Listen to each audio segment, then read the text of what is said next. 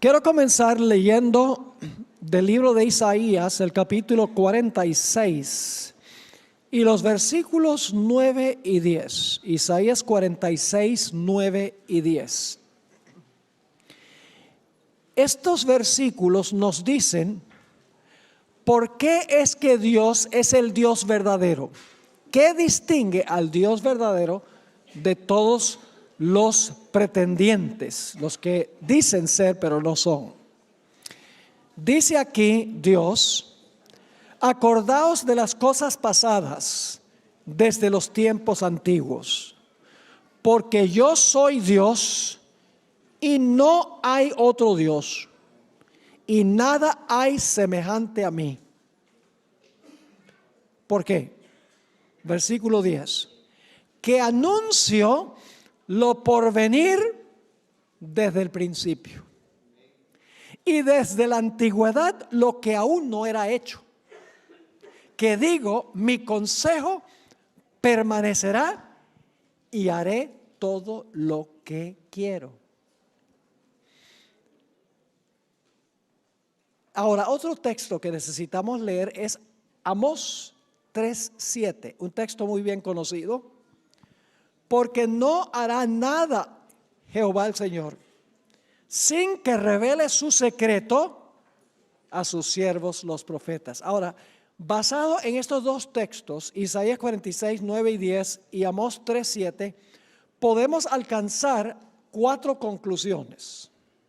1. Dios conoce el fin desde el principio. Dios conoce cabalmente el futuro desde un pasado en el cual Él vive. En segundo lugar, siendo que Dios conoce el fin desde el principio, es capaz de anunciar de antemano lo que va a pasar en el futuro. Porque si Dios conoce lo que va a ocurrir, Dios es capaz de revelar lo que va a ocurrir en el futuro. Número 3. Dios no es un observador pasivo de lo que ocurre en la historia. Dios está activamente involucrando, dirigiendo los eventos para alcanzar el fin que Él mismo ha establecido. Por eso dice: haré todo lo que quiero, dice en Isaías 46 y el versículo 10. Y 4. Dios no mantiene en secreto sus planes para el futuro, sino que revela a sus siervos los profetas lo que va a ocurrir en el futuro. De estos dos pasajes podemos sustraer estas conclusiones. En esta serie de 2 temas vamos a estudiar una profecía que se ha cumplido parcialmente, pero no todavía en su plenitud. Y vamos a ver que Dios tiene el poder no solo de anunciar lo que va a suceder en el futuro, sino de intervenir para que toda la historia ocurra como Él ha dicho que va a ocurrir.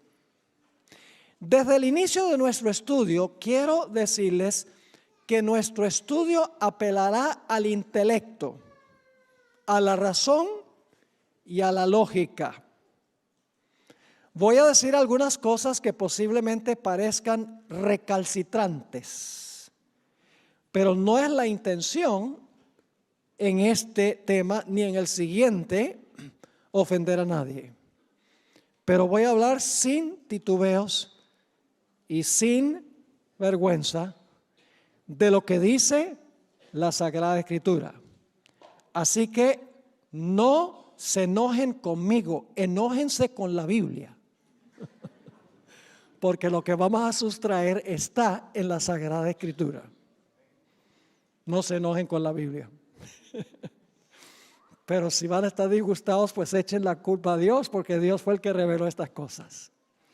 Ahora, el enfoque central de lo que nosotros vamos a estudiar es identificar al anticristo de la Biblia. ¿Y cómo el anticristo será vencido? Por Cristo Jesús. Así que al comenzar queremos formular 3 preguntas. Primero, ¿quién es el anticristo que menciona la Biblia?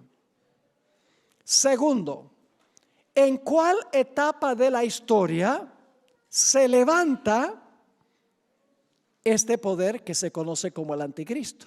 ¿Cuándo?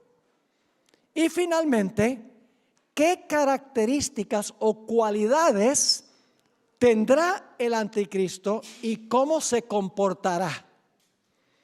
Son las 3 preguntas que queremos contestar. ¿Quién es? ¿En cuál etapa de la historia se levanta? ¿Y qué cualidades o características tiene el anticristo? Ahora, a través de la historia, muchas personas han procurado identificar al anticristo, pero al fin resultan chasqueados. Parece que cada vez que se levanta un personaje malévolo, hay cristianos que dicen, ese es el anticristo. Déjenme darles una lista de las personas que hasta ahora los cristianos han dicho que eran el anticristo, pero el tiempo pasó y no fueron. Algunos pensaban que el anticristo era Benito Mussolini, quien fue el primer ministro de Italia desde 1922 a 1943, pero ese murió colgado. No fue. Otros decían Hitler, seguro, es el anticristo, decían algunos cristianos. Era el Führer de Alemania desde 1934 a 1945.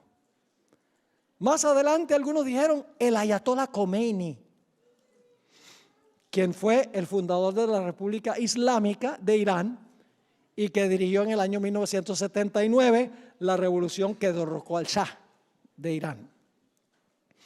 Más adelante algunos decían que posiblemente era Yasser Arafat, el fundador de la Organización para la Liberación de Palestina, muerto. Otros pensaban que posiblemente era Henry Kissinger, el secretario de Estado en la época pasada, la época del presidente Bush y del presidente Nixon.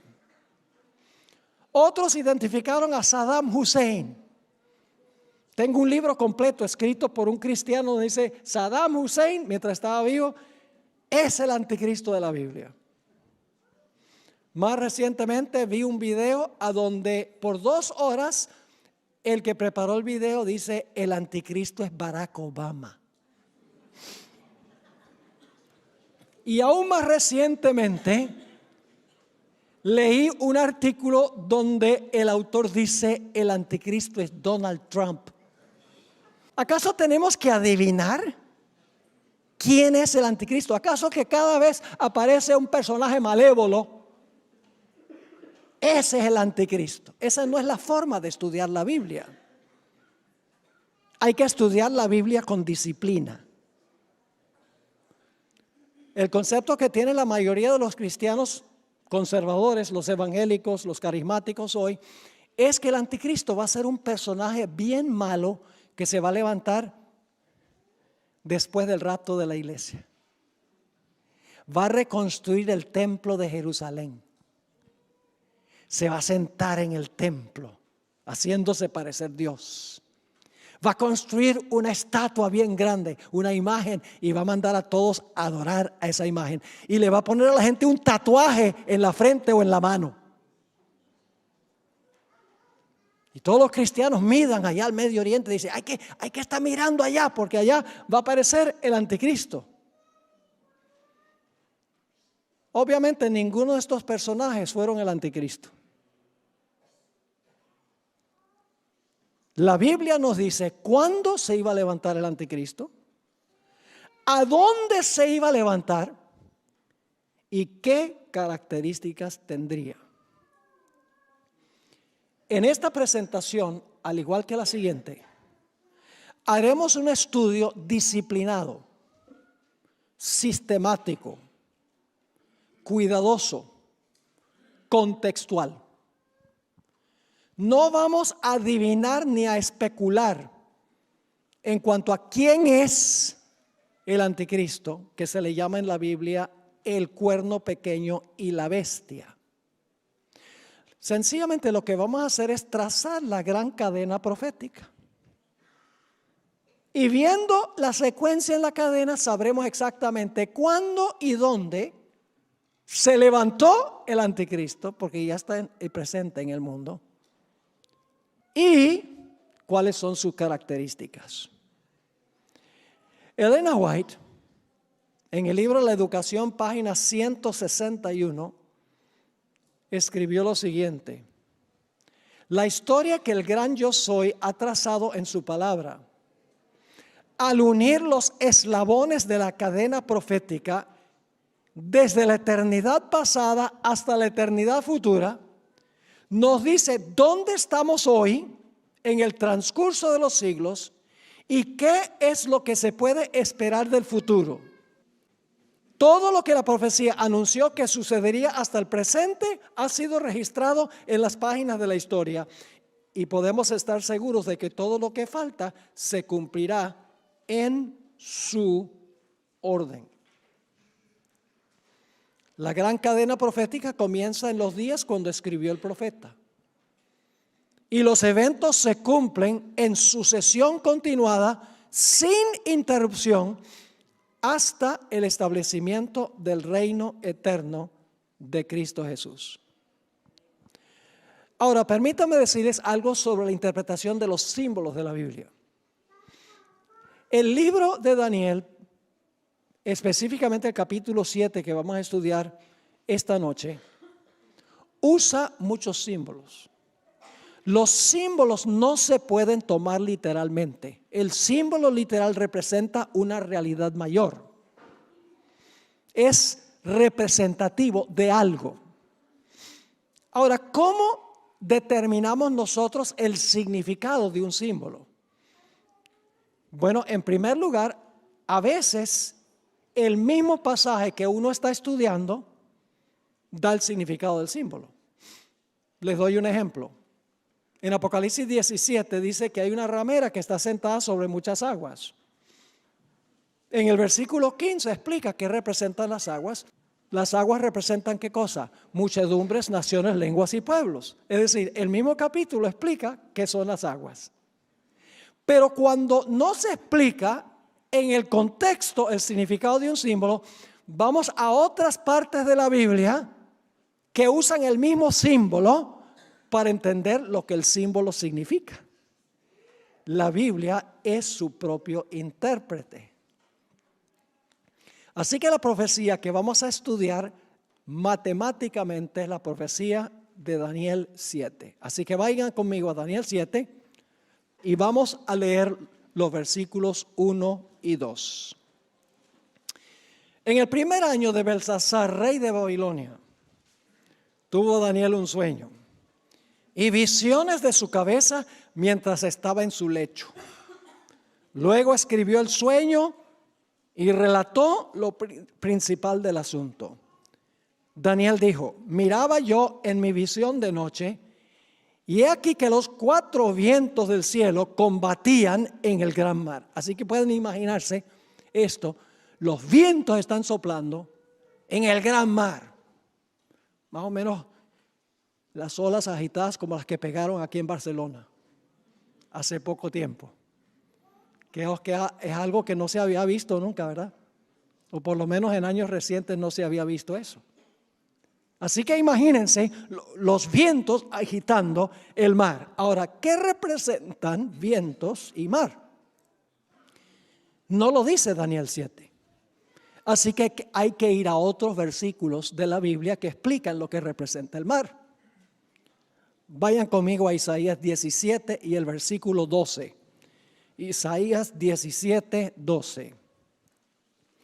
Dice: hay multitud de muchos pueblos que harán ruido como ¿qué?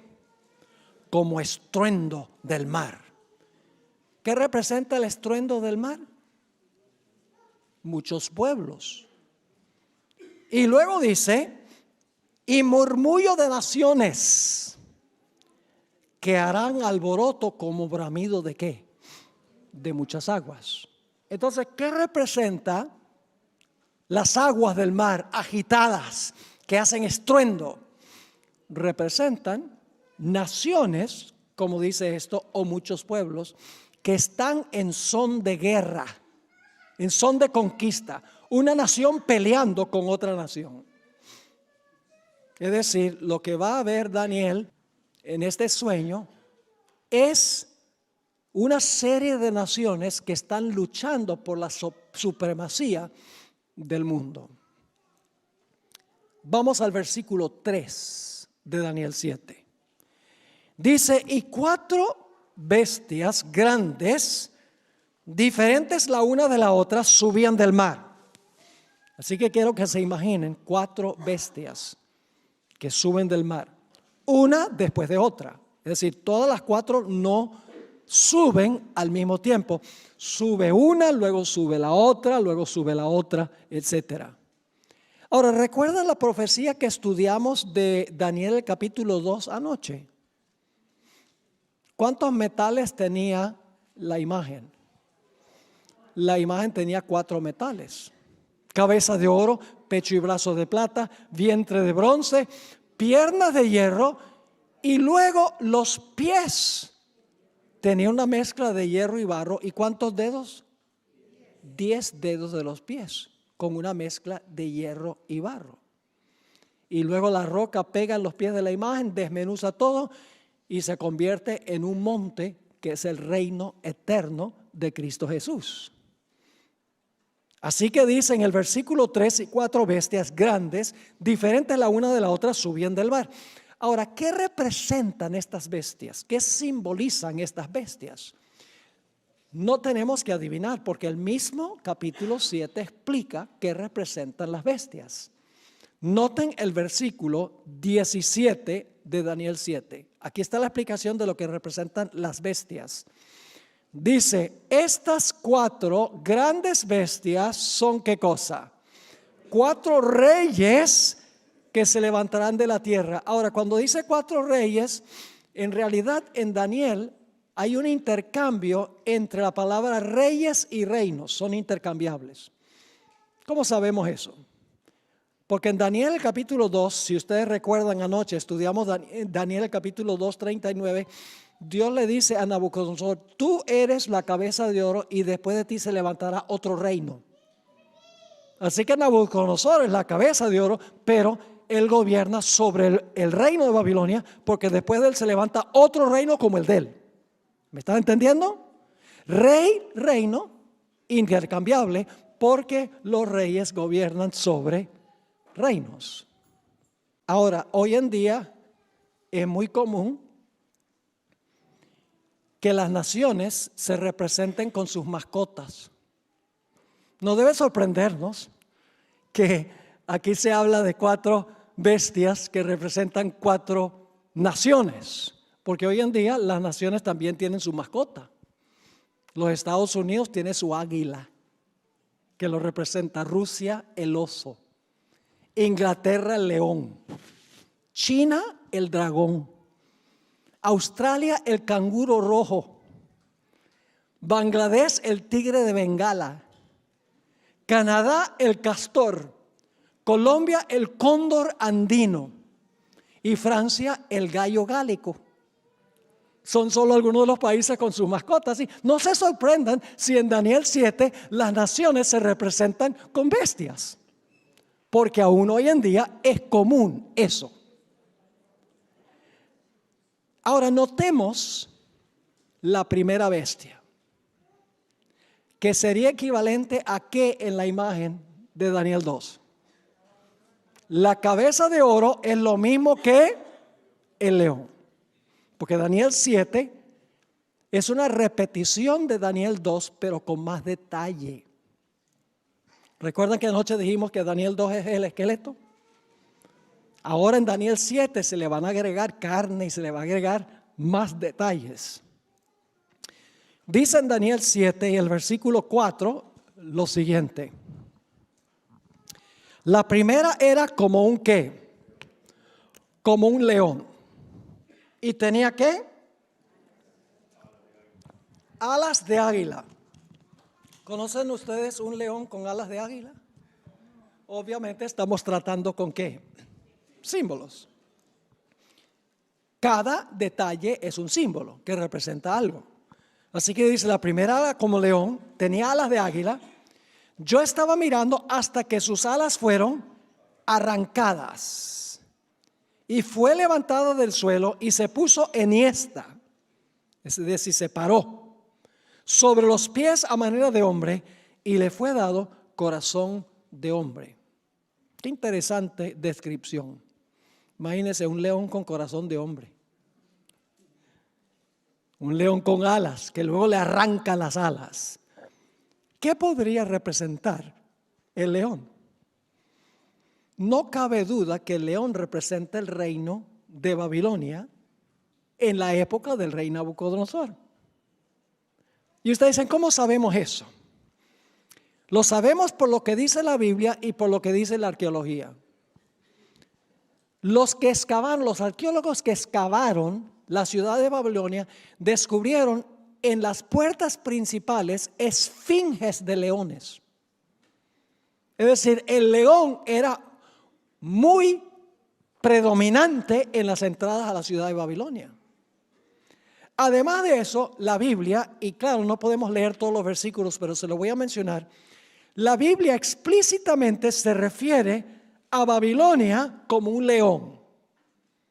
En Jeremías 51:38, si están anotando, y Jeremías 50:44, dice que Babilonia es como un león.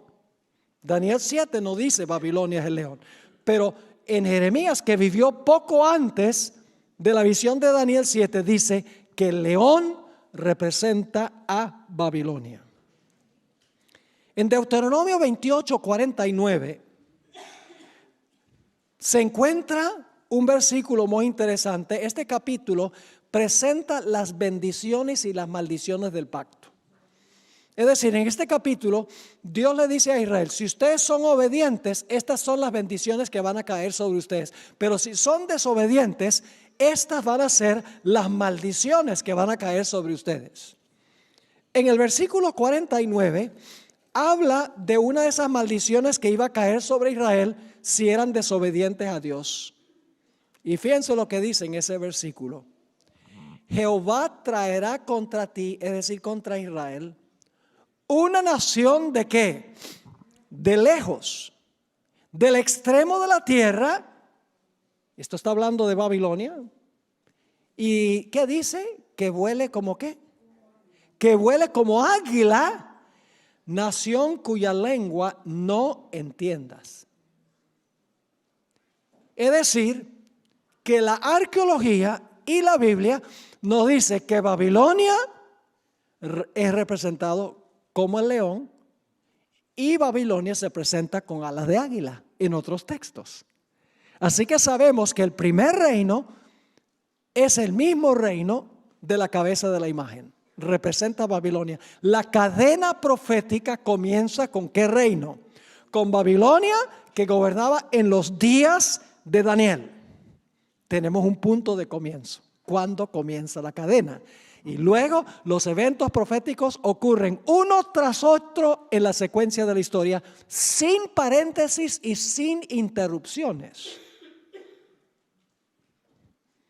Ahora, ¿qué significa que las alas le son arrancadas? Vamos a encontrar en unos momentos que las alas en la Biblia representan rapidez de conquista.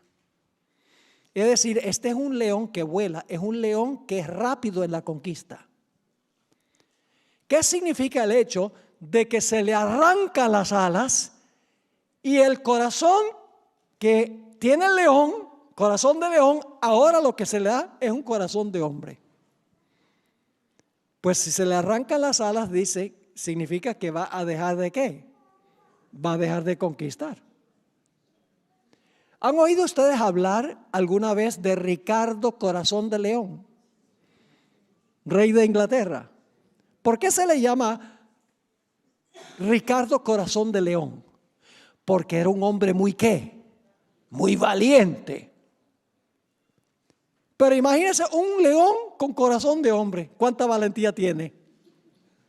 Es Es decir, Babilonia iba a menguar su poder y finalmente iba a caer. Y ahora venimos a la segunda bestia, representado por la plata en el vientre no en el vientre, sino en el pecho y los brazos de la imagen de Daniel 2. Vamos al versículo 5. Y he aquí otra segunda bestia, semejante a un oso, la cual se alzaba de un lado más que del otro. Es decir, un oso turuleto, un oso chueco. No sé si usan esa palabra, son palabras de la Real Academia Española. Así que dice, he aquí otra segunda bestia, semejante a un oso, la cual se alzaba de un lado más que del otro. Es decir, el oso está más alto en un lado que en el otro. Y tenía en su boca 3 costillas entre los dientes. ¿Qué acababa de hacer? Había devorado. ¿Qué cosa? Al leoncito. El oso le ganó al león.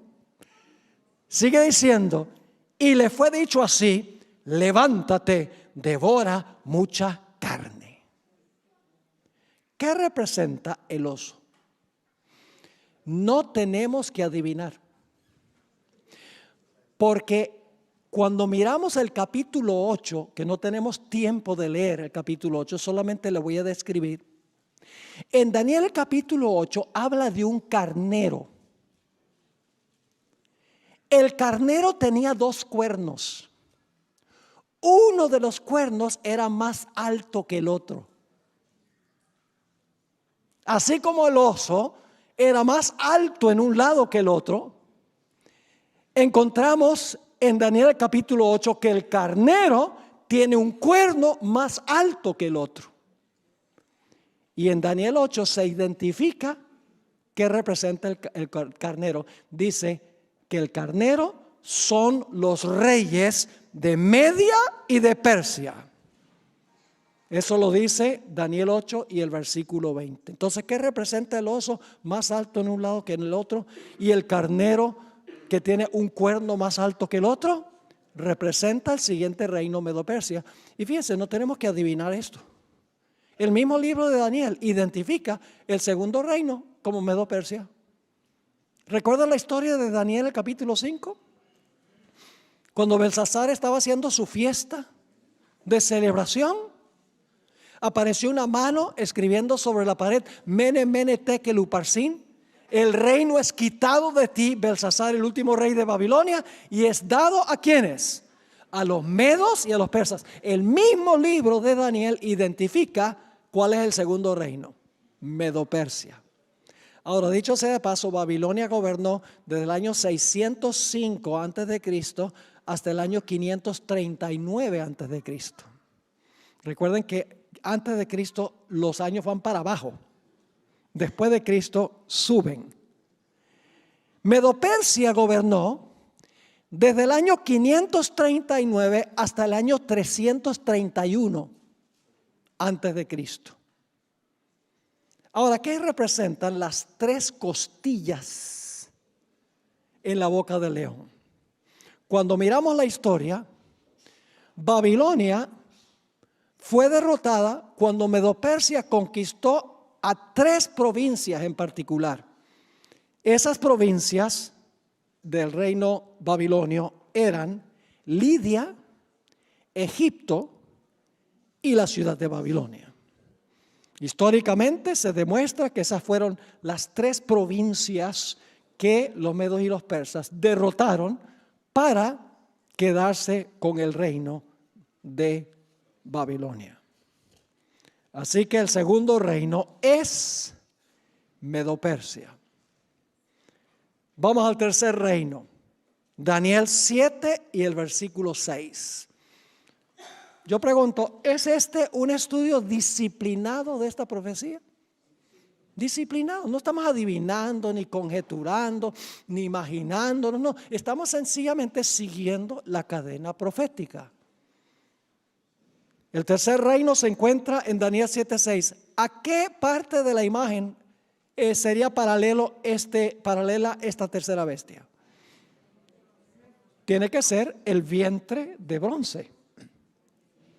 Dice en Daniel 7:6, después de esto miré, y he aquí otra, semejante a un leopardo. Yo pregunto, ¿un leopardo es veloz? ¿Es veloz un leopardo?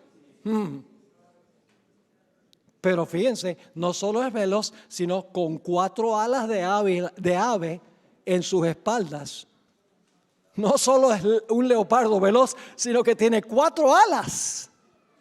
Una bestia súper veloz para la conquista. En un momento se los voy a comprobar.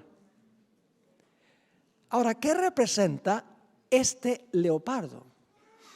Dice que el leopardo, la profecía, tiene 4 alas de ave. Tenía también esta bestia, ¿cuántas cabezas? 4 cabezas. Y le fue dado dominio. ¿Qué representa esta tercera bestia, el leopardo? No cabe duda que representa a Grecia. No hay que ir a la historia para saber qué es Grecia. El mismo libro de Daniel identifica el tercer reino como Grecia. Y ustedes dicen, ¿dónde? En el siguiente capítulo, el capítulo 8. Si ustedes leen el capítulo 8 y el versículo 5 al 8, que no vamos a leer ahora, nada más les voy a describir, van a encontrar que se habla de un macho cabrío que se levanta y acaba con el carnero. ¿Qué representaba el carnero? Medo-Persia. Y ahora viene un macho cabrío para acabar con el carnero. Y fíjense que allí dice que el macho cabrío venía tan velozmente que no tocaba tierra, como el leopardo tenía alas para volar. Y luego dice que este macho cabrío tenía un cuerno notable que se identifica como su primer rey. ¿Cuál fue el primer rey del reino griego? Alejandro Magno. Y luego dice que el cuerno notable fue quebrado y en su lugar salieron 4 cuernos. ¿Cuántas cabezas tenía el leopardo? 4. ¿Cuántos cuernos tiene el macho cabrío? 4. ¿Están viendo los paralelos? Y en Daniel 8, claramente en el versículo 20 dice que el macho cabrío representa a Grecia. Es decir, para identificar a Babilonia no hay que ir a la historia. Medo-Persia, Daniel 5 lo explica. Y Grecia, el tercer reino, lo explica claramente Daniel 8. ¿Vamos bien? Y luego tenemos, dicho sea de paso, el cuerno que se quiebra es Alejandro Magno. ¿Y qué pasó cuando murió Alejandro Magno? Pueden leerlo en la historia. Como él no tenía sucesor, él no tenía familiar a quien entregarle el reino, su reino fue dividido en 4 partes. La historia indica claramente eso, exactamente como dice la profecía de la Biblia. Pero ahora hay una cuarta bestia, un dragón. Ahora no se le llama dragón, pero la descripción es de un dragón. Es una bestia espantosa y terrible y tiene dientes de hierro. ¿De qué eran las piernas? ¿Y qué clase de dientes tiene este dragón? De hierro. Vamos a leer Daniel 7 y el versículo 7. Después de esto miraba yo en las visiones de la noche, y he aquí la cuarta bestia, espantosa y terrible, y en gran manera fuerte, la cual tenía unos dientes grandes de hierro, piernas de hierro, dientes de hierro. Devoraba y desmenuzaba, y las sobras hollaba con sus pies. Y era muy diferente de todas las bestias que vi antes de ella, y tenía 10 cuernos. 10 dedos, 10 cuernos. ¿Vamos bien o no? ¿Es paralelo Daniel 7 a Daniel 2? Todos los detalles indican que Daniel 7 está añadiendo detalles. Ve, en Daniel 2 sencillamente dice, la cabeza de oro es Babilonia, pero el capítulo 7 te dice que este reino fue muy veloz en conquistar y que finalmente perdió su poderío. Fueron arrancadas las alas y se le dio corazón de hombre. Pecho y brazos de plata, sencillamente dice pecho y brazos de plata.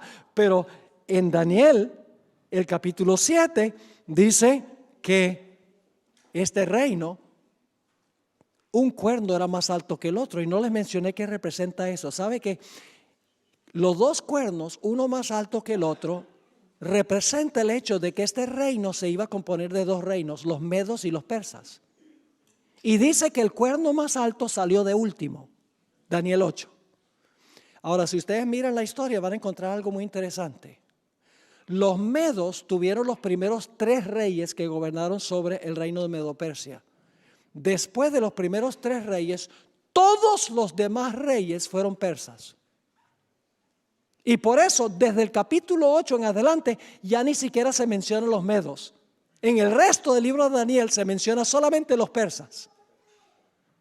Porque los persas se levantaron de último y fueron más altos que los medos. Exactamente como lo dice el texto bíblico.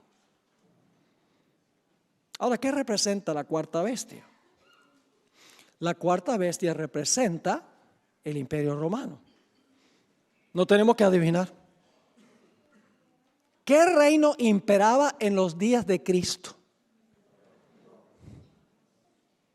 Así que la misma Biblia identifica el cuarto reino como ¿qué? Como Roma. Y no es coincidencia de que en Daniel, en Apocalipsis el capítulo 12, presenta a un dragón que quiere matar al niño cuando el niño nace. Y el dragón tiene 10 cuernos como el de Daniel.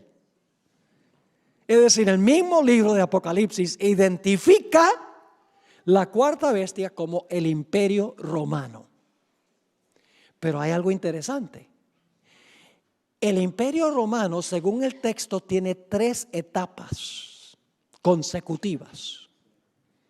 Vamos a Daniel 7, 23 y 24, a donde se explica un poco más la cuarta bestia. Daniel 7 y el versículo 23 y 24. Quiero que noten 3 etapas de esta cuarta bestia, consecutivas, una después de otra. Dice allí, en el versículo 23, dijo así: la cuarta bestia será un cuarto reino en la tierra, el cual será diferente de todos los otros reinos. Y a toda la tierra devorará, trillará y despedazará. Es decir, por un tiempo, la cuarta bestia existe sin cuernos. La cuarta bestia sola, sin cuernos. Pero luego sucede algo. Sigue diciendo en el versículo 24, y los 10 cuernos significan que de aquel reino se levantarán 10 reyes. Ahora yo pregunto, para que los 10 cuernos se puedan levantar de la cuarta bestia, ¿tiene que existir la cuarta bestia antes que salgan los cuernos? ¿O es que los cuernos pueden salir sin que la bestia esté ahí? Primero existe el dragón y luego le salen ¿qué? Esa es la segunda etapa. Le salen 10 cuernos, porque dice nuevamente, los 10 cuernos significa que de aquel reino se levantarán. El reino existe antes que se levanten. Se levantarán 10 reyes. Y tras ellos, ¿qué significa tras ellos? Después que están completos los 10, que son los 10 dedos de los pies, ¿qué va a pasar? Tras ellos se levantará otro, el cual será diferente de los primeros, y a 3 reyes derribará. Ahora, este cuerno se conoce como el cuerno pequeño. Pero escuchen bien, cuando comenzó era pequeño, pero luego creció hasta el punto de dominar sobre los otros cuernos. Lo vamos a encontrar. quiero decirle, todos los eruditos, adventistas y no adventistas, creen que el cuerno pequeño es el anticristo. Ahora, hay diferencias en cuanto a quién es el anticristo, a dónde se va a levantar y cuándo se va a levantar. Pero todos están de acuerdo de que este cuerno pequeño representa el anticristo final. Es decir, el cuerno pequeño representa al anticristo. ¿Qué representa el cuerno pequeño? Les voy a dar 7 características del cuerno pequeño que identifican qué poder representa este cuerno. Número 1. Se levanta después que están completos los 10. ¿De acuerdo? Los 10 están y luego en medio, dice, tras ellos se levanta el pequeño. La primera característica es, se levanta después que están completos los 10 cuernos. Ahora, ¿qué representan los 10 cuernos? Representan las divisiones de lo que hoy es Europa. Cada nación con su cultura, cada nación con su idioma, cada nación con sus costumbres. Europa es el resultado de las invasiones bárbaras. Francia fue establecido por los francos, Inglaterra por los anglosajones, los alemanes por los alemani, los visigodos, ¿dónde? ¿Dónde? ¿Los visigodos? España, muy bien. Se demoraron ustedes en contestar eso. Los visigodos de España. Es decir, las naciones de Europa hoy son el fruto de la división del Imperio Romano, que en esa época se dividió en 10 reinos. Y no voy a mencionarlos ahora, pero ustedes pueden leer en los libros de historia que el Imperio Romano, como resultado de las invasiones de las tribus bárbaras, se dividió en 10 reinos. ¿Y saben cuándo estuvieron completos los 10 reinos? Los 10 reinos estuvieron completos en el año 476 después de Cristo. 476. Todos los 10 cuernos estaban ya completos en esa fecha. Así que debemos buscar un poder que se levanta después que el imperio se ha dividido en 10 reinos, después del año 476 después de Cristo. Esa es la primera característica. La segunda característica es que este cuerno pequeño tiene que haberse levantado en Europa occidental. Y ustedes dicen, ¿por qué en Europa occidental? Mejor en los Estados Unidos. Pero no, se levanta en Europa occidental. ¿Cómo sabemos eso? Porque la profecía dice que se levanta entre los 10. Y los 10 representan las divisiones de lo que fue el Imperio Romano, las naciones de Europa. Es decir, el cuerno pequeño tiene que levantarse en algún lugar de Europa occidental. Y es más, tiene que ser un poder romano. Y ustedes dicen, ¿por qué razón? Muy sencillo, porque el cuerno pequeño sale de la cabeza del dragón y el dragón representa a Roma. No solamente se levanta en Europa occidental, sino que va a ser un poder romano, porque se levanta de la cabeza de la cuarta bestia que representa a Roma. Característica número 3. Desarraigó a 3 de los 10. Es decir, había 3 cuernos que obviamente estaban opuestos al cuerno pequeño, y fue necesario que el cuerno pequeño arrancara a esos 3 para tener dominio total y completo. No podía comenzar a gobernar en forma absoluta sin antes arrancar a 3 de los 10. Así que las primeras 3 características son, en primer lugar, tiene que levantarse después del año 476 después de Cristo, cuando los 10 reinos están completos. Segundo lugar, tiene que levantarse en Europa occidental, más específicamente Roma. En tercer lugar, en la historia tiene que haber arrancado a esos 3 cuernos para subir a la supremacía. No podía gobernar supremo hasta que arrancara a esos 3 reinos. 4 características más se encuentran en el versículo 25. 4 características más. Y hablará palabras contra el Altísimo. Apocalipsis, que vamos a estudiar mañana, Apocalipsis 13, porque es una profecía paralela a Daniel 7. Solo que en Apocalipsis 13 se le llama al cuerno pequeño la bestia, pero es el mismo poder. En realidad encontramos que Apocalipsis 13 dice que las grandes palabras que habla el cuerno pequeño, dice, hablará blasfemias contra el Altísimo. Es decir, las grandes palabras que habla contra el Altísimo, el cuerno pequeño, son blasfemias. Así que tenemos que identificar qué son blasfemias. ¿Cómo define la Biblia blasfemia?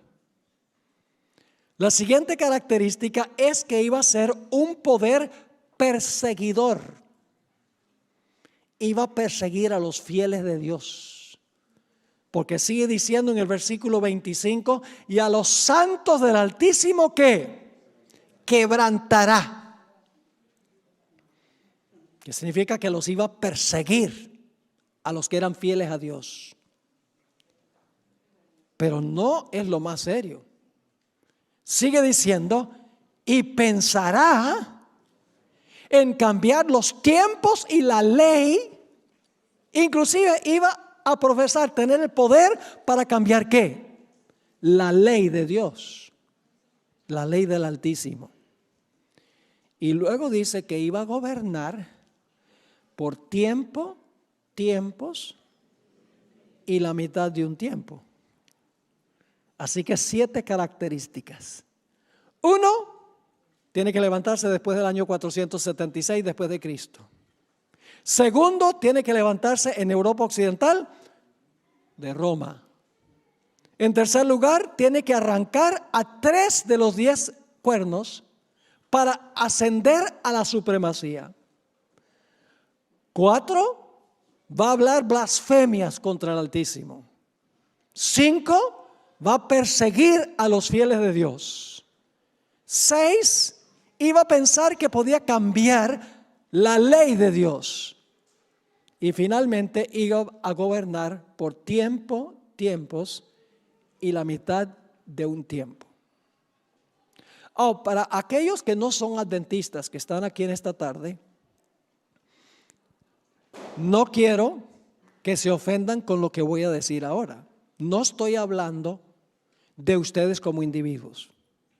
Aquí estamos hablando es de imperios, de naciones. Estamos hablando de sistemas, no de todas las personas que se encuentran dentro de esos sistemas. Vamos a encontrar que este cuerno pequeño representa un sistema que se levantó cuando se fragmentó el Imperio Romano. Este sistema tiene muchas personas que aman a Dios. Personas sinceras, personas dedicadas al Señor, pero no conocen toda la luz. Son fieles en lo que conocen, de acuerdo a la habilidad que tienen. No es lo mismo el sistema que los individuos que se encuentran dentro del sistema. Estamos hablando aquí del sistema, la organización, no de los individuos que se encuentran en esa organización. En la Biblia se le da diferentes nombres a este sistema. En Daniel 11 se le llama el rey del norte. Vamos a estudiar la profecía de Daniel 11, especialmente los últimos versículos, en uno de los últimos temas, en 2 partes. Apocalipsis 17 se refiere a este sistema como la ramera. En 2 Tesalonicenses 2 se le llama el hombre de pecado, que es un sistema como Judas. porque se le llama el hijo de perdición. El único en la Biblia que se le llama hijo de perdición fuera de este sistema es Judas Iscariote, quien profesaba ser leal a Cristo, pero lo traicionó. Se le llama en Daniel 7 el cuerno pequeño y también en Daniel 8. En Mateo 24 se le llama la abominación asoladora. En Apocalipsis 13 se le llama la bestia. En 1 de Juan el anticristo. Todos estos nombres denotan el mismo sistema. Ahora alguien podrá decir, pero pastor, ¿cómo puede usted distinguir entre un sistema y la gente que está dentro de ese sistema? Si los individuos están dentro del sistema, entonces son parte del sistema, ¿verdad? No necesariamente. Les voy a dar ahora una ilustración para que se den cuenta que un sistema puede ser apóstata sin que todos los que están en el sistema sean apóstatas. Voy a hablarles por unos momentos de la iglesia judía de la época de Cristo. Yo pregunto, ¿el pueblo judío era apóstata en los días de Cristo? Sí, Señor. ¿Qué hicieron? El Sanedrín. El Sanedrín condenó a Jesús a muerte. Los líderes espirituales tenían al pueblo engañado. Es decir, como entidad, como organización, como iglesia, era apóstata. Pero no todo el que estaba dentro del sistema era apóstata. Jesús denunció a este sistema, mucho más fuerte que lo que yo voy a denunciar, el sistema del anticristo. Jesús se refirió a ellos como hipócritas, asesinos, guías ciegos, sepulcros blanqueados, generación de víboras y serpientes. Wow, no muy políticamente correcto. Y luego Jesús dijo, ¿cómo escaparéis al castigo del infierno? Y les digo, el reino será quitado de vosotros y dado a gente que produzca los frutos. Jesús condenó el sistema apóstata, pero no todo el que estaba en el sistema era apóstata. En ese sistema estaban los 12 apóstoles, un remanente fiel. En ese sistema estaba Nicodemo, que se convirtió a Jesús. En ese sistema estaba José de Arimatea, el que le dio el sepulcro para sepultar a Jesús. En ese sistema estaba el sabio Gamaliel, profesor del apóstol San Pablo. Y en ese sistema estaba inclusive Saulo de Tarso. Y en el día del Pentecostés, 3,000 laicos salieron del sistema y se unieron a la iglesia cristiana. Yo pregunto, ¿es posible que un sistema sea apóstata sin que todos los individuos en el sistema sean apóstatas? Sí. Así que aquí nosotros vamos a hablar es de sistemas, de una organización apóstata, no de los individuos en ese sistema. Así que no se sientan aludidos si no son adventistas del séptimo día. Los amamos y los queremos. Y Dios los trajo aquí con un propósito muy especial esta tarde. Ahora surge la pregunta, ¿qué sistema representa este cuerno pequeño? Vamos a mirar las características. Vamos a mirarlas más detenidamente ahora. En primer lugar, dijimos que el cuerno pequeño se levanta después de ¿qué fecha?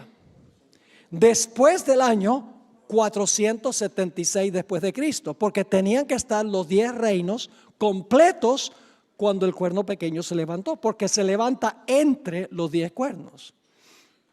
Si vamos a la historia, vamos a notar que las tribus bárbaras invadieron desde el norte lo que había sido el Imperio Romano, se parcelaron lo que era el Imperio Romano y como les mencioné, el resultado son las naciones de Europa que nosotros conocemos hoy.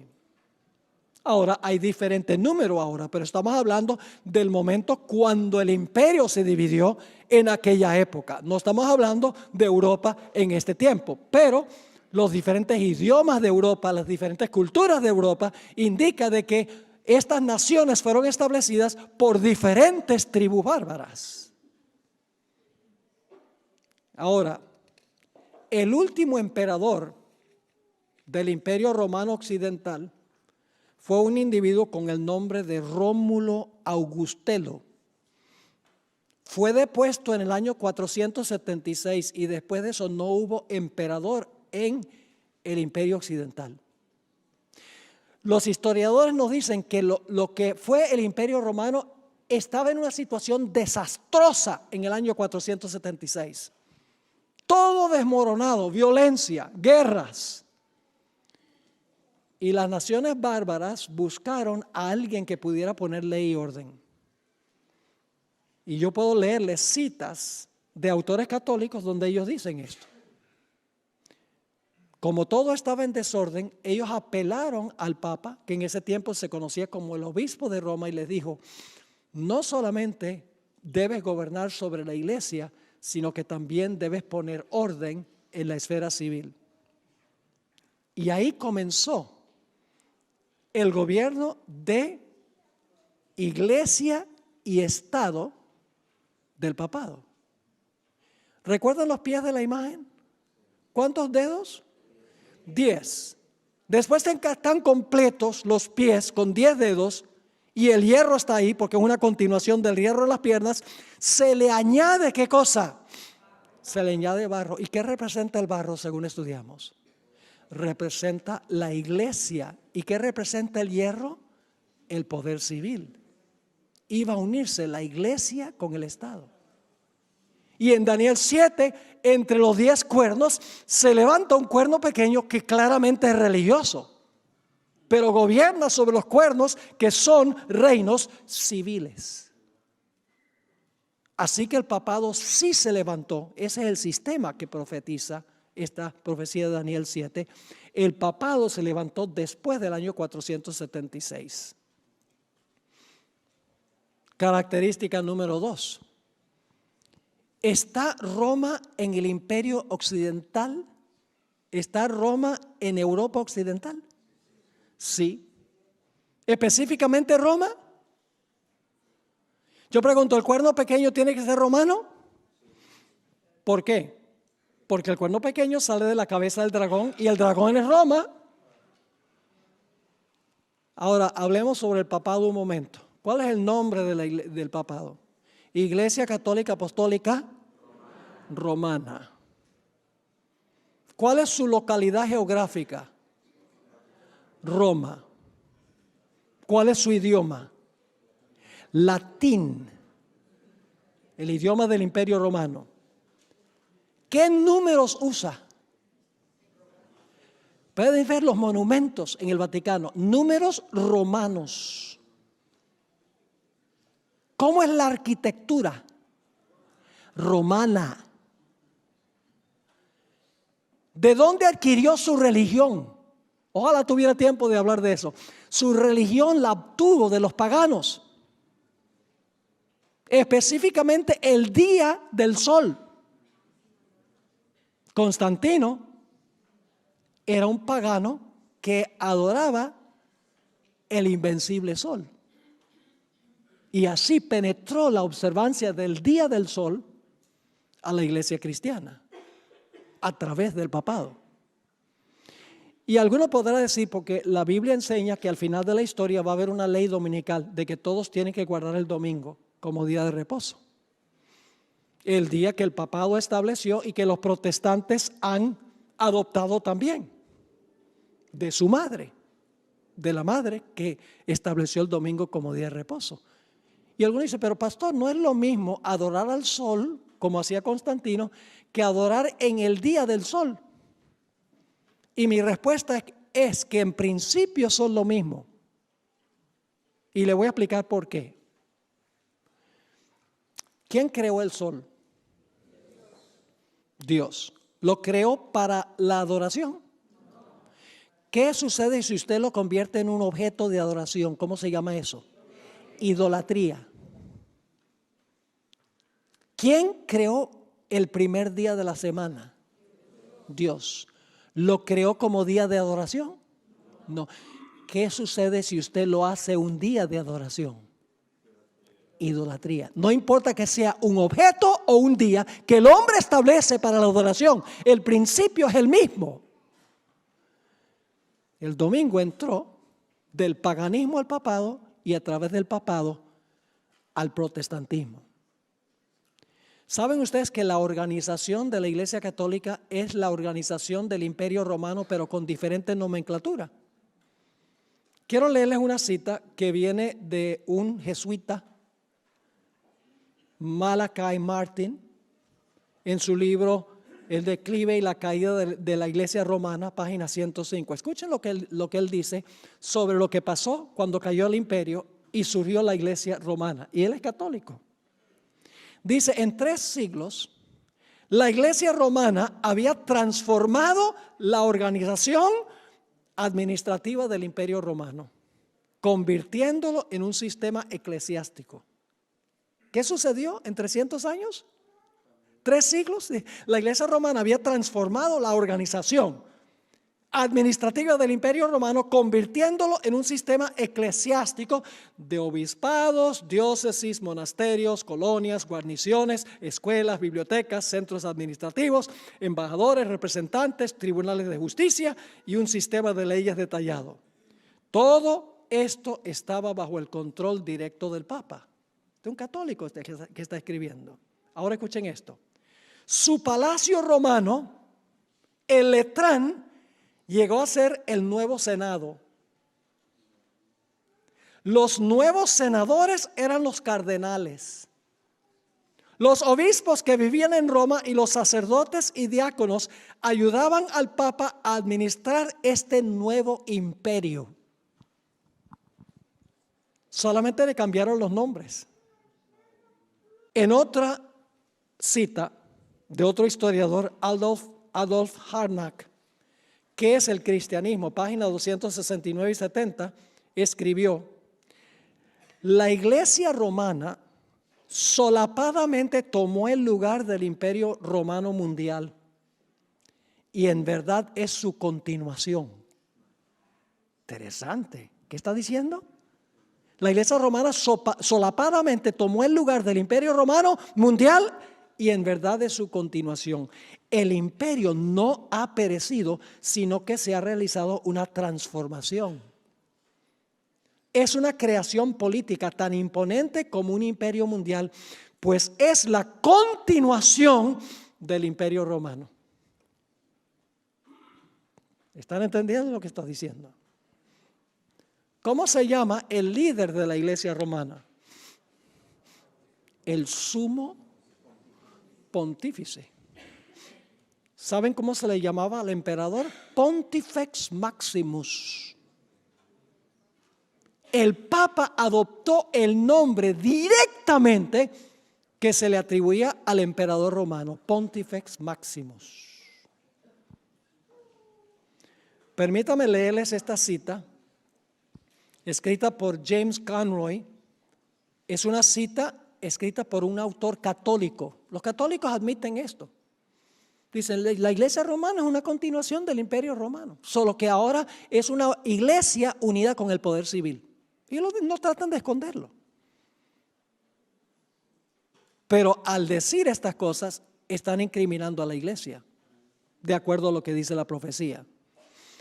Dice lo siguiente: ahora que el poder temporal de los pontífices romanos es asunto del pasado, y el líder de la iglesia bajo el alto cielo se ve obligado a depender por su mantenimiento de la generosidad de sus hijos espirituales en todo el mundo, y ahora que un usurpador ocupa el trono sobre el cual gobernó el Papa por 1000 años, mientras que su legítimo dueño se halla prisionero en su propia ciudad, sería de interés desde muchos puntos de vista que comparemos cómo eran la gente y la ciudad de Roma antes de 1870 y lo que son hoy. Ahora, necesito explicarles algo sobre el año 1870. En 1870, ¿hay alguien aquí que es italiano? No tenemos ningún italiano ni italiana. Hasta el año 1870, Italia se componía de un montón de pequeños países. No era una nación unida. Pero el emperador Víctor Emanuel unificó a Italia en la nación que existe hoy. Es decir, le confiscó, es como una segunda herida mortal que recibió el poder papal después de la Revolución Francesa, se le confiscaron todos sus estados papales en Italia. Y el Papa en protesta se encerró en el Vaticano, no salió del Vaticano ningún Papa, sino hasta 1929. Se declararon prisioneros del Vaticano. A eso se está refiriendo esto. Sigue diciendo, hace mucho tiempo, cuando por causa de la negligencia de los emperadores romanos, el imperio occidental quedó a la misericordia de las multitudes bárbaras, los romanos buscaron a un individuo que los ayudara y protegiera y le pidieron que gobernara sobre ellos. De este modo sencillo comenzó la soberanía temporal de los papas. Y humildemente ascendiendo, escuchen esto, esto es un católico escribiendo, y humildemente ascendiendo al trono de César, el vicario de Cristo se apropió del cetro ante el cual los emperadores y reyes de Europa se inclinaron reverentemente por muchos siglos. Lo hicieron por respeto a la dignidad de su cargo y también porque era el único mediador que ellos reconocían en medio de sus interminables guerras. Tengo muchísimas citas. Tengo decenas de citas que ustedes pueden conseguir en nuestra página web, donde escritores católicos dicen, sí, en ese tiempo las tribus bárbaras le pidieron al Papa que pusiera orden en el imperio. Así que la segunda característica también le cuadra al papado. Se levantó en Europa Occidental, más específicamente en Roma. Todas sus características son romanas. Continúa en forma dividida como iglesia y Estado lo que antes había sido el imperio romano. La tercera característica es que el cuerno pequeño iba a arrancar a 3 de los cuernos. La historia es muy interesante. Resulta que de los 10 reinos que existían en Europa, había 3 que eran rebeldes a la autoridad del obispo de Roma. Los érulos, los vándalos y los ostrogodos. El cuerno pequeño o el papado no podía gobernar soberanamente mientras esos 3 reinos se oponían al cuerno pequeño, al papado.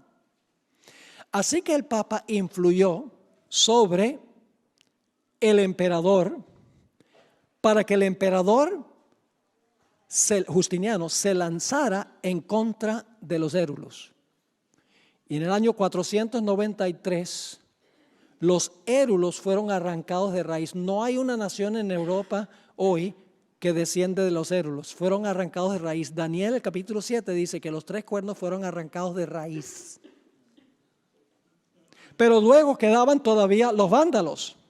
Pero en el año 534, el general Belisario, general de las tropas de Justiniano, fue y derrotó a los vándalos. Y hoy en día no hay ninguna nación que descienda de los vándalos. Fueron arrancados de raíz.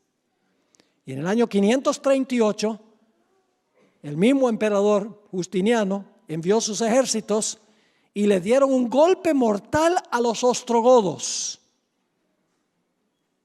El último reino había caído.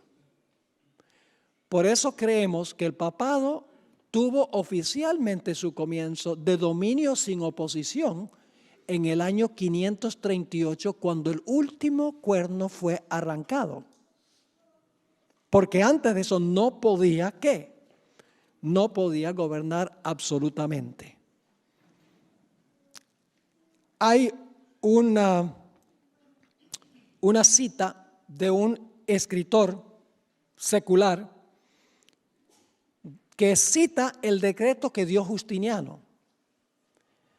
Justiniano, esto está en el Código de Justiniano, que fue la ley oficial del Imperio Romano hasta el Código Napoleónico en el tiempo de Napoleón Bonaparte. Dice, por eso el emperador, por eso nos hemos esforzado por unir a todos los sacerdotes de Oriente y sujetarlos a la sede de su santidad. Es decir, el emperador está diciendo, estamos influyendo sobre los obispos para que obedezcan la autoridad del Papa. ¿Y por qué el poder civil tiene que hacer eso? Sigue, porque usted, dice el emperador del Papa, usted es la cabeza de todas las santas iglesias y haremos todo lo que esté a nuestro alcance para aumentar el honor y la autoridad de vuestra sede. Así que el papado cumple la tercera característica. ¿Qué de blasfemia? Dice que el cuerno pequeño iba a hablar blasfemias contra el Altísimo. Tenemos que buscar en la Biblia la definición de blasfemia. ¿Qué es blasfemia? Hay dos textos que nos ayudan a entender qué es blasfemia. Marcos 2:7. El Señor Jesucristo le dijo a un paralítico, tus pecados te son ¿qué? Tus pecados te son perdonados. ¿Tenía Jesús derecho de perdonar pecados? Sí, él sí. Pero los fariseos pensaban que él tenía derecho de perdonar pecados.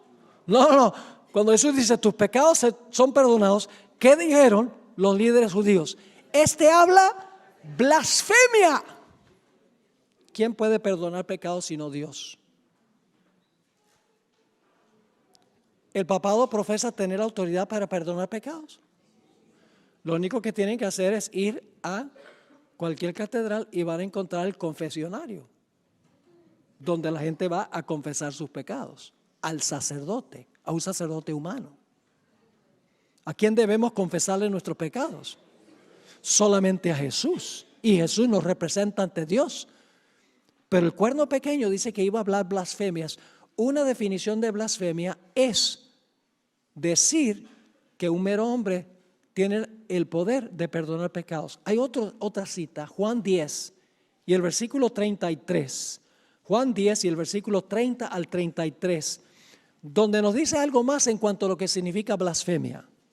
Dice allí, Jesús declara unas palabras revolucionarias. Dice, yo y el Padre uno somos. Los judíos no les gustó eso. Entonces los judíos volvieron a tomar piedras para apedrearle. Jesús les respondió, muchas buenas obras os he mostrado de mi Padre, ¿por cuál de ellas me apedreáis?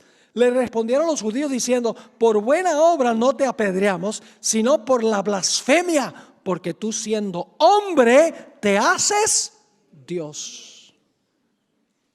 Jesús profesaba ser representante de Dios en la tierra y lo era. Pero los judíos no pensaban que era. Es decir, profesar ser Dios en la tierra sin serlo en verdad es ¿qué? Blasfemia. Yo pregunto, a través de la historia, tal vez no tanto con Francisco ahora, ojalá yo tuviera tiempo de hablarles de Francisco, pero déjenme decirles, nosotros tenemos a 4 personas que van a venir de nuestro ministerio acá el lunes. Hemos traído algunos materiales. Uno de esos materiales es un dispositivo que tiene 8 temas que prediqué en diciembre sobre la estrategia de los jesuitas para tomar dominio del papado y los reyes de la tierra. Es una serie muy interesante que vamos a tener disponible. Hoy en día el Papa Francisco no dice yo soy Dios en la tierra porque vivimos en una sociedad sofisticada. Pero nosotros no tenemos que comprobar que hoy en día el papado profesa que el Papa es Dios en la tierra. Solamente tenemos que hacerlo durante el periodo en que el papado gobernó. Porque esta profecía está hablando del periodo pasado que gobernó el papado. Y ustedes saben que a través de la historia pasada, los papas profesaban ser el vicario de Dios en la tierra, que significa el que ocupa el lugar de Dios en la tierra. Es interesante que el Papa Francisco, tal vez algunos de ustedes recuerdan esto, el Papa Francisco, desde diciembre 8 del 2015 a noviembre 20 del 2016, lo proclamó el año de la misericordia. Y dijo que los que pagaran cierta penitencia se les iban a perdonar sus pecados, inclusive a las mujeres que han abortado bebés. Es decir, el Papa dando absolución del pecado. Eso es lo que la Biblia define como blasfemia. Dice también, característica número 5, que este sistema iba a perseguir a los santos del Altísimo. ¿Persiguió el papado durante su periodo de apogeo a los fieles de Dios? Sí, Señor. ¿Han oído hablar del santo oficio de la Inquisición? Sí, ¿han escuchado españoles? Aquí donde tuvo el origen. ¿A quiénes perseguían? A judíos, musulmanes y herejes. Los quemaban en la hoguera. Los torturaban. En un momento les voy a mencionar algo más sobre eso. Juan Pablo II escribió un documento donde pedía perdón por todas las persecuciones que el papado ha lanzado en contra de la gente. Francisco I hizo un viaje a Torre Pellice, en el Piamonte, en Italia, y allá se reunió con los valdenses que fueron salvajemente perseguidos y les pidió perdón por todas las persecuciones que el papado había lanzado en contra de los valdenses, admitiendo que en verdad la iglesia apóstata persiguió a los que no estaban de acuerdo con ella.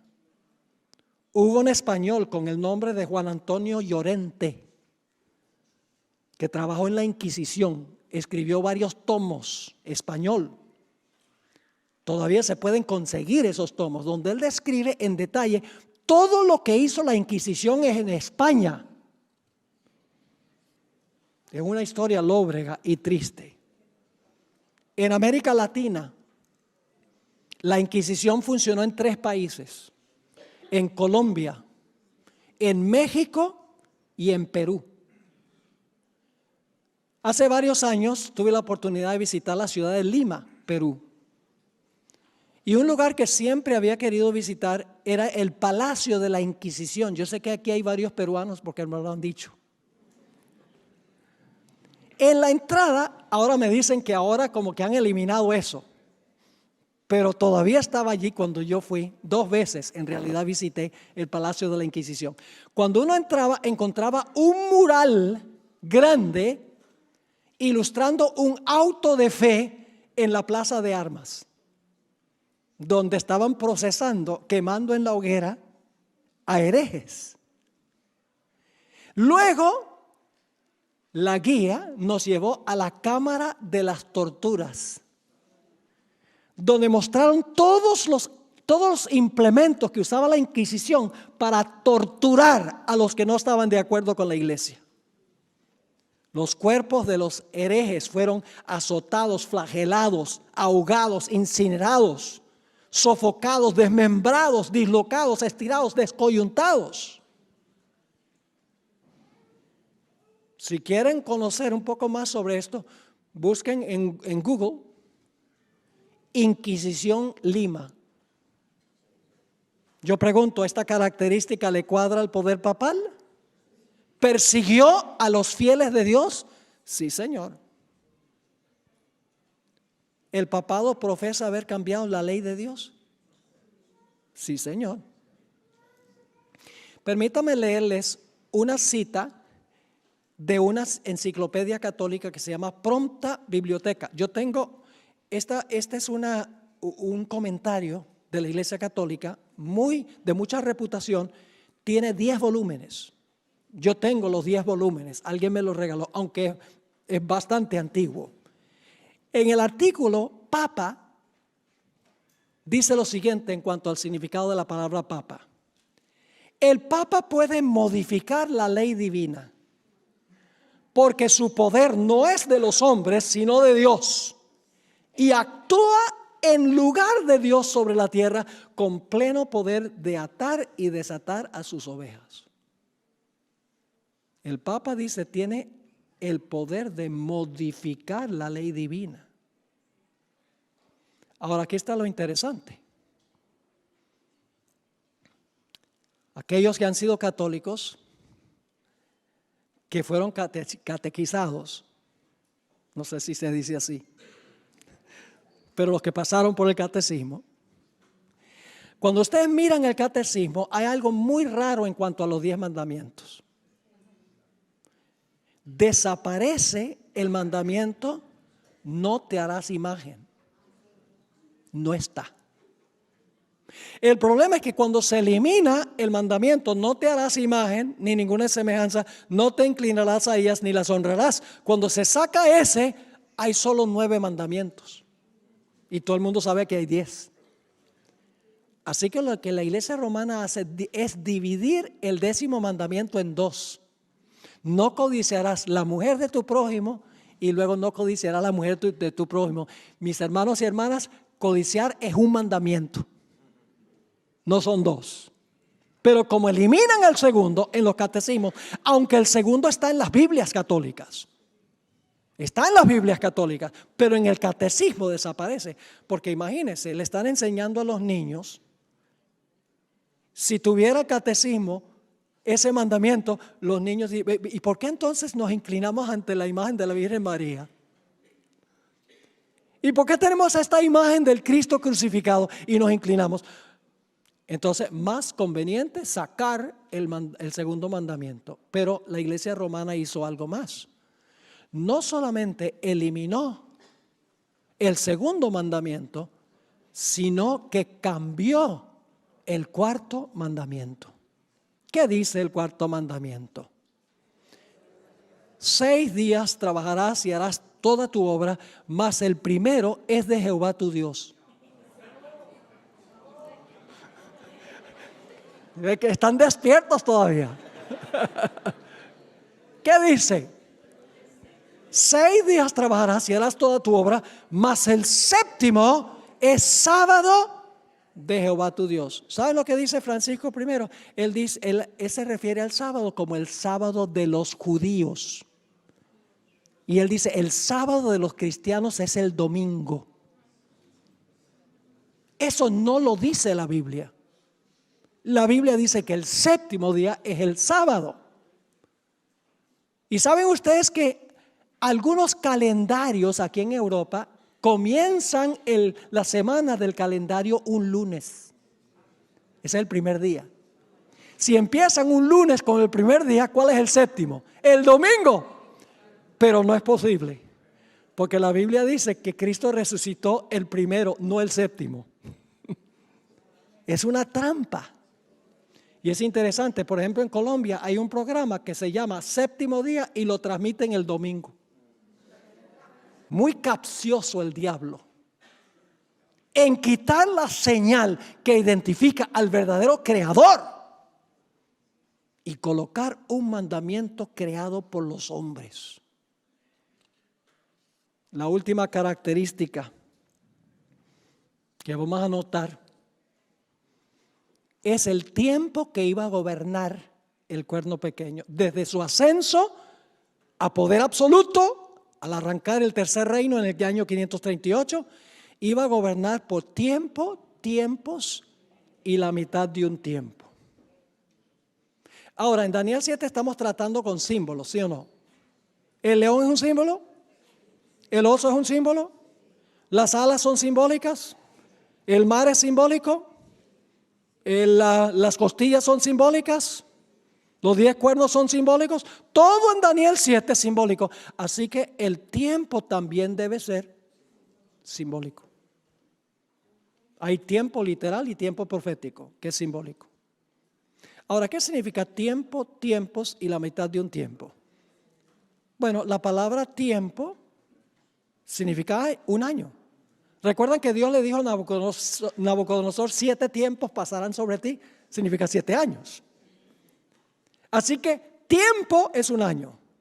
Tiempos en plural sin calificativo es el dual, que significa dos. Y medio tiempo, medio año. Ahora, el año bíblico tiene 360 días. No tengo tiempo de comprobarles eso, lo puedo comprobar de Génesis el capítulo 8. Que el año tiene 360 días y el mes tiene 30 días. Así que hagamos la multiplicación. 3 años y medio, 3,5, por 360, ¿cuánto da? 1260 días. Ahora, por si acaso no se convencen con eso, en Apocalipsis 13, que será nuestro estudio mañana en la noche, paralelo a esta profecía, dice que la bestia iba a gobernar 42 meses. ¿Cuántos son 42 meses? ¿Cuántos días? Si cada mes tiene 30 días, multiplican ¿qué cosa? 42 por 30, ¿cuánto les da? 1260. Y por si acaso todavía tienen problemas con eso, en Apocalipsis 12 dice que los fieles de Dios iban a ser perseguidos por 1260 días. 3 formas que la Biblia lo presenta: tiempo, la mitad de un tiempo, 42 meses y 1260 días. Claramente, este periodo de tiempo es simbólico. En la Biblia, un día literal equivale a un año. Tomemos, por ejemplo, las 70 semanas. ¿Las 70 semanas son semanas de días o son semanas de años? Semanas de años. 70 semanas por 7 días cada semana, ¿cuánto da? 490 años. Que nos llevan hasta el tiempo del Mesías. No pueden ser literales. 490 días literales, no, todavía estamos en el reino de Medo-Persia. Obviamente, en la Biblia un día equivale a un año. El sabor es simbólico. No solo todo lo que está en este capítulo es simbólico, sino tiene un sabor simbólico. Es decir, el papado iba a gobernar durante su periodo de dominio por 1260 años. ¿Que comienzan en qué fecha? En el año 538, cuando fue arrancado el último cuerno. Y el papado ahora podía gobernar soberano. No podía gobernar soberano mientras hubiese oposición. Así que tenemos que ir desde el año 538 hacia adelante. ¿Cuánto tiempo? 1260 años. ¿Y a qué fecha nos lleva el final de 1260 años? 1798.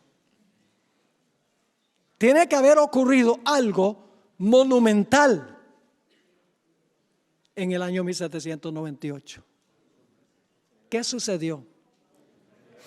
El general Berthier, general de las tropas de Napoleón Bonaparte, entró al Vaticano. Más específicamente, entró a la Capilla Sistina. El Papa estaba celebrando el aniversario de su coronación como Papa. Fue bajado de su trono, le quitaron el cetro, le quitaron la tiara, la triple corona de la cabeza y le dijeron: tu dominio ha terminado. Y el Papa fue llevado cautivo, fue a varias ciudades y finalmente murió en la ciudad de Valence, en Francia, en 1799. Francia le retiró el poder civil al poder romano. Y después de esto, nación tras nación en Europa hizo lo mismo. Y se formaron los gobiernos democráticos del mundo occidental. Ahora termino con esto. Hay una cuarta etapa de este poder. No se menciona en Daniel 7. Daniel 7 nos lleva nada más hasta el año 1798, el fin de los 1260 años. Pero en Apocalipsis 13:3 dice que la bestia, que es lo mismo que el cuerno pequeño, esto lo estudiamos mañana en la noche, la bestia, dice, recibió una herida mortal. ¿En qué fecha? 1798, pero su herida mortal fue. Hoy estamos viendo el sanamiento de la herida del poder papal, inmiscuyéndose con los gobiernos civiles del mundo, este papa ecuménico. Especialmente tratando el tema del cambio climático, que es una pasión de los gobernantes del mundo, al igual que de Francisco I. La pobreza, la inmigración, todos estos asuntos son los tópicos de conversación del Papa y de los gobernantes del mundo. El Papa quiere echarse al bolsillo los gobernantes para usar el poder civil para hacer lo que el papado hizo con el poder civil durante el periodo de su dominio. ¿Les quedó claro lo que estudiamos esta noche? Matemático, nada de especulación, la cadena profética, vamos a repasarla: Babilonia, Medo-Persia, Grecia, el Imperio Romano. Se divide el Imperio Romano en 10 reinos. Sale un cuerno pequeño, arranca 3 y llega a gobernar sobre todos 1260 años. Dice que tiene poder para perdonar pecados. Dice que tiene el representante de Dios en la tierra. Persigue a los que no están de acuerdo con ella. Se levanta en Roma, es un poder romano. Gobierna por 1260 años. Todas las características caben con un solo poder, y es el papado romano. Ahora, si no regresa mañana, solamente van a tener la mitad de la historia. Porque mañana vamos a hablar de qué fue lo que le dio la herida mortal al papado. El papado fue herido con la espada. Tenemos que entender qué significa la espada. Así que no se pierdan el próximo emocionante episodio. Mañana en la noche. Oremos. Padre Celestial, gracias te damos por la palabra profética más segura. Gracias porque no tenemos que especular ni adivinar. Gracias porque has establecido este método histórico donde podemos seguir la secuencia de los reinos y saber exactamente qué representa cada uno de estos símbolos. Señor, posiblemente hay personas aquí esta noche que para ellos esto es una sorpresa. Te ruego, Señor, que tú impresiones su corazón para que sepan que no estamos criticándolos a ellos como individuos, sino que estamos hablando de un sistema. Y que tú llamas a tu pueblo a salir de ese sistema, salir de ella, pueblo mío. Gracias te damos por tu compañía. Pedimos que nos continúes bendiciendo durante el transcurso de esta semana. Te lo imploramos en el nombre precioso de Cristo, nuestro amante Salvador. Amén.